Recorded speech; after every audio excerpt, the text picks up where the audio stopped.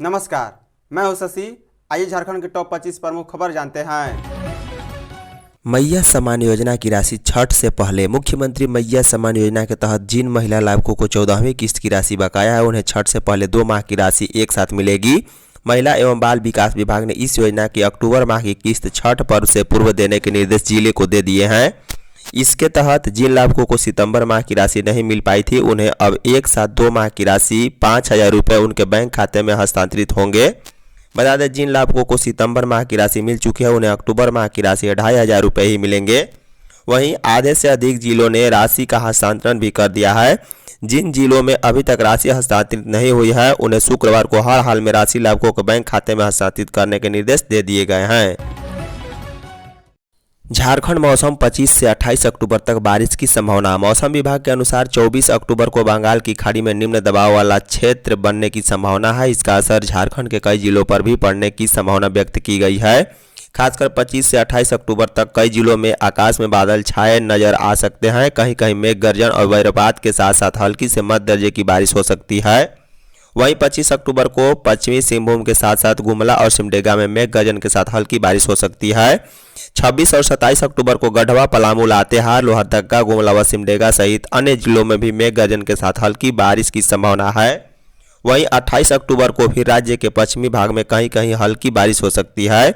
इस दौरान राजधानी रांची में सुबह में कोहरा व धुंध के साथ आकाश में बादल छाए रहने की संभावना है। मौसम विभाग के अनुसार अगले 2 दिनों में अधिकतम तापमान में 2 से 3 डिग्री सेल्सियस की गिरावट आ सकती है, जबकि 5 दिनों तक न्यूनतम तापमान में कोई बड़ा बदलाव नहीं होने की संभावना है। वित्त रहित संस्थानों को मिलेगा बकाया अनुदान। वित्त रहित इंटर कॉलेजों, माध्यमिक विद्यालयों, संस्कृत विद्यालयों एवं मदरसों को पिछले वित्तीय वर्ष 24-25 का बकाया अनुदान शीघ्र मिलेगा। मुख्यमंत्री हेमंत सोरेन ने इन संस्थानों के 12% बकाया अनुदान 7 करोड़ रुपए देने के स्कूली शिक्षा एवं साक्षरता विभाग के प्रस्ताव पर अपनी स्वीकृति प्रदान कर दी है। हालांकि संस्थानों को राशि का भुगतान छठ के बाद ही होने की संभावना है। इधर वित्त रहित शिक्षा संघर्ष मोर्चा ने कहा है कि मुख्यमंत्री ने 21 अक्टूबर को ही प्रस्ताव पर स्वीकृति देते हुए फाइनल विभाग को लौटा दिया था, लेकिन विभाग सिर्फ शुक्रवार को ही खुले रहने के कारण अनुदान की राशि हस्तांतरित को नहीं पहुंचाती है, तो छठ से पूर्व शिक्षकों एवं कर्मियों को वेतन का भुगतान नहीं हो पाएगा। ऐसा संबंधित अवर सचिव के अवकाश पर जाने से हुआ है। मोर्चा ने विभाग से वैकल्पिक व्यवस्था कर अनुदान की राशि जारी करने की मांग की है, ताकि छठ महापर्व पर लोगों को राहत मिल सके। पाकिस्तान से ड्रोन से हथियार मंगा रहे अपराधी। भाजपा के प्रदेश अध्यक्ष एवं नेता प्रतिपक्ष बाबूलाल मरांडी ने राज्य सरकार पर सुरक्षा से खिलवाड़ करने और खुफिया एजेंसी द्वारा लापरवाही बरतने का आरोप लगाया। गुरुवार को एक प्रेस वक्तव्य जारी कर मरांडी ने कहा है कि रांची में पाकिस्तान से ड्रोन के जरिए हथियार और गोलियां मंगा कर अपराध किए जा रहे हैं। ये हथियार पंजाब के मोगा के रास्ते भारत लाए जा रहे हैं। इन हथियारों का इस्तेमाल रांची समेत देश के कई हिस्सों में बड़े कारोबारियों, पूंजीपतियों और व्यवसायियों को डरा कर रंगदारी वसूली के लिए किया जा रहा है। यह चिंताजनक है। उन्होंने मुख्यमंत्री से पूरे मामले की जांच कराने की मांग की। भाजपा अध्यक्ष ने आरोप लगाया कि पूरे प्रदेश में रंगदारी और वसूली से व्यवसायी वर्ग त्रस्त हो चुका है। स्थिति इतनी भयावह हो चुकी है कि धनबाद में ठेले खामोचे वालों से लेकर बड़े प्रतिष्ठानों तक से खुलेआम रंगदारी वसूली की जा रही है। कई लोग तो अपने प्रतिष्ठानों से मोबाइल नंबर हटाने पर मजबूर हो गए हैं। माओवादियों के झारखंड बंद पर रेल प्रशासन alert. Central committee of CPI ने शुक्रवार 24 अक्टूबर को भारत बंद की घोषणा की है। इसे देखते हुए दक्षिण पूर्व रेलवे ने अलर्ट जारी किया है। चक्रधरपुर मंडल आरपीएफ के सीनियर डिवीजन सुरक्षा आयुक्त ने इस संबंध में एक आदेश भी जारी किया है, जिसमें पूर्व की घटनाओं से सबक लेते हुए एहतियातन बरतने का निर्देश दिया गया। आदेश के तहत आरपीएफ को निर्देश दिया गया है कि वे रेलवे इंफ्रास्ट्रक्चर जैसे रेलवे ट्रैक, पुल सहित अन्य महत्वपूर्ण प्रतिष्ठानों की निगरानी करे, पेट्रोल पार्टी जांच करे और इसके आसपास कोई अनुचित वस्तु दिखे तो उसकी सूचना तत्काल आरपीएफ सुरक्षा नियंत्रण कक्ष को करे। वहीं चक्रधरपुर व राउरकेला स्टेशन पर एक गश्ती दल को तैयार रखे, साथ ही एक हल्का इंजन तैयार रखे जिसमें एक मजबूत कोच हो जो बालू की बोरियों से भरी हुई हो। जरूरत पड़ने पर आवश्यकता अनुसार सुरक्षा बल की आवाजाही हो सके। वहीं सभी ट्रेनों के लोको पायलट व सहायक लोको पायलटों को भी निर्देश दिया गया है कि वे भी सचेत रहे और किसी तरह के अनुचित वस्तु दिखने पर इसकी जानकारी कंट्रोल रूम को दे। छठ पर ट्रेनों में हद से ज़्यादा भीड़। लोक आस्था का महापर्व छठ नज़दीक आते ही बिहार जाने वाली ट्रेनों में ज़बरदस्त भीड़ देखने को मिल रही है। टाटानगर स्टेशन से चलने वाली साउथ बिहार एक्सप्रेस और कटिहार एक्सप्रेस में यात्रियों की इतनी भीड़ उमड़ रही है कि डिब्बों में पैर रखने तक की जगह नहीं है। हालात इस कदर बिगड़ रहे हैं कि रेलवे सुरक्षा बल और कमर्शियल विभाग के कर्मचारियों को खुद मैदान में उतरकर स्थिति संभालनी पड़ रही है। जनरल कोचों की हालात तो हमेशा की तरह भीड़ भाड़ वाली थी, लेकिन इस बार स्लीपर कोच तक जनरल डिब्बों की तरह नजर आने लगे हैं। कई यात्रियों को सीट नहीं मिलने पर ट्रेन के फर्श पर या दरवाजे के पास बैठना पड़ रहा है। जो लोग जल्दी पहुंचकर और लाइन में लगे रहते हैं वही किसी तरह सीट पाने में कामयाब हो पाते हैं। वहीं पीछे खड़े यात्रियों को ट्रेन में किसी भी कोने में जगह बनानी पड़ती है।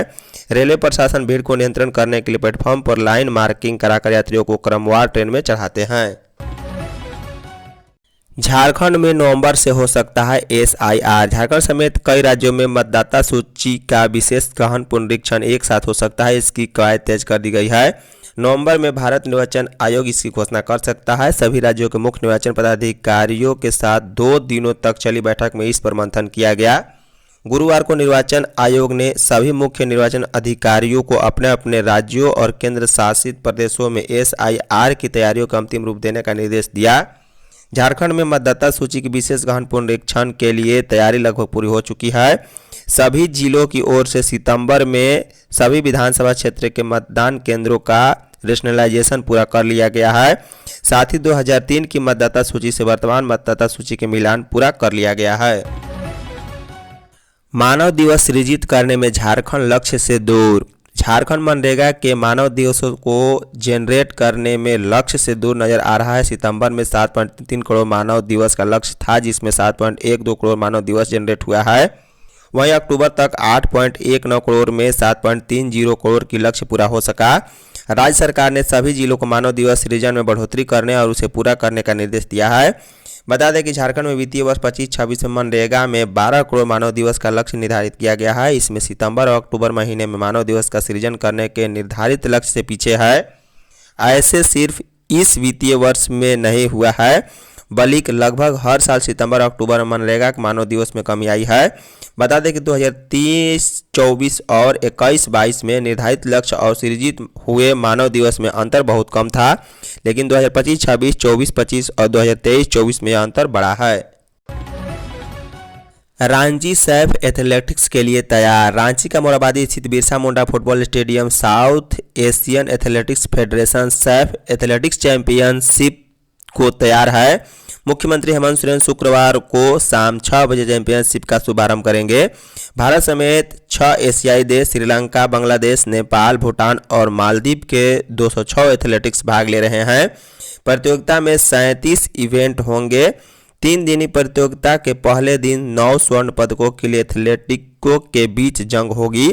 पहले दिन लोक कला संस्कृति पर आधारित रंगारंग प्रस्तुतियों के बाद शाम 7:30 बजे से स्पर्धा शुरू होगी, जो रात 10:30 बजे तक चलेगी। नहाय खाए के साथ कल से छठ महापर्व शुरू। लोक आस्था का 4 दिनी महापर्व छठ शनिवार से नहाय खाए के साथ शुरू होगा। पहले दिन व्रती स्नान कर घर की पवित्रता के साथ अरवा चावल, चना दाल और कद्दू की सब्जी का प्रसाद ग्रहण करेंगी। इसे नहाय खाए कहा जाता है। रविवार को खाना होगा, जब व्रती दिन भर निर्जला उपवास कर शाम को गुड़ की खीर, रोटी और केला से पूजा करेंगी। इसके बाद 36 घंटे का निर्जला उपवास शुरू होगा, जो मंगलवार की सुबह सूर्य को अर्घ अर्पण के साथ पूरा होगा। बता दें, छठ पूजा की शुद्धता को देखते हुए हर घर की साफ सफाई और रंगाई पुताई जोरों पर है। पूजा के लिए विशेष रसोई तैयार की जा रही है, जहां केवल मिट्टी के चूल्हे पर आम की लकड़ी से प्रसाद पकाने की परंपरा निभाई जाती है। वहीं गेहूं धोकर सुखाने, आटा पीसने, ठेकुआ और कसार बनाने की तैयारी भी अंतिम चरण में है।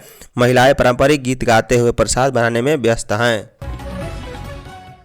छठ के लिए रांची से 20 स्पेशल ट्रेन। रांची रेल मंडल से नियमित ट्रेनों के अलावा छठ पूजा के लिए 20 स्पेशल ट्रेनें चलाई जा रही है। रांची रेल मंडल की वरीय मंडल वाणिज्य प्रबंधक सुची सिंह ने गुरुवार को रांची स्टेशन के निरीक्षण के दौरान यह जानकारी पत्रकारों को दी है।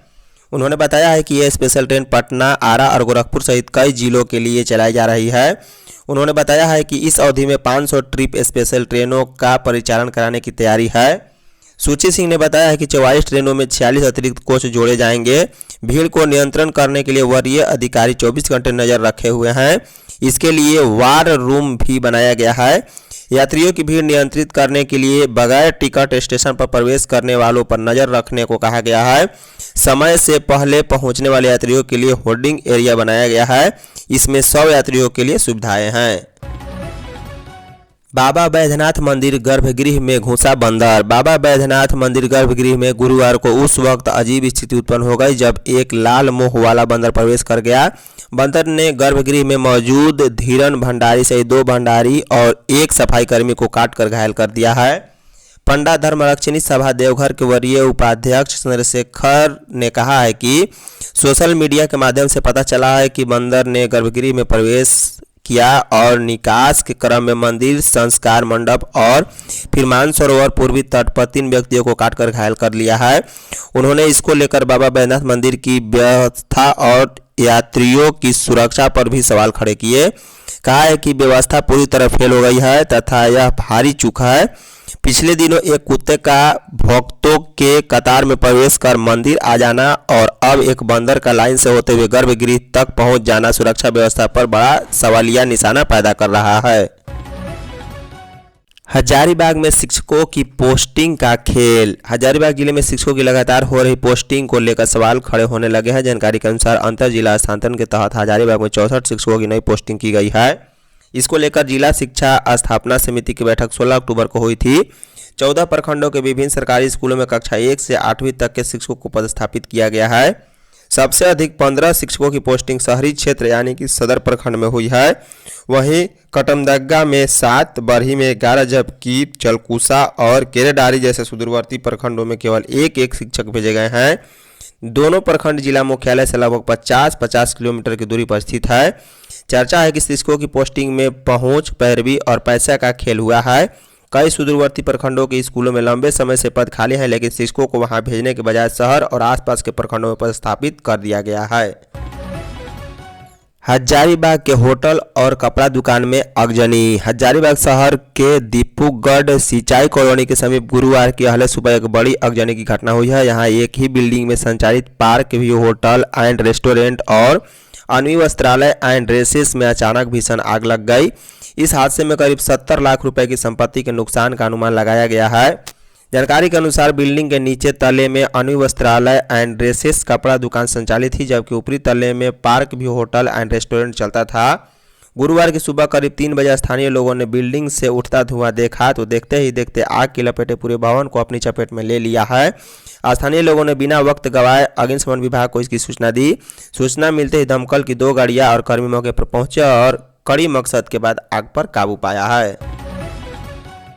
पीएम किसान की 21वीं किस्त नवंबर में। भारत के 10 करोड़ से अधिक किसान प्रधानमंत्री किसान सम्मान निधि योजना की 21वीं किस्त का पैसा आने का इंतजार कर रहे हैं। हालांकि उन्हें उम्मीद थी कि सरकार की ओर से दीपावली पर पीएम किसान की 21वीं किस्त के पैसे जारी किए जा सकते हैं, लेकिन इस त्यौहार पर उन्हें निराशा ही हाथ लगी है।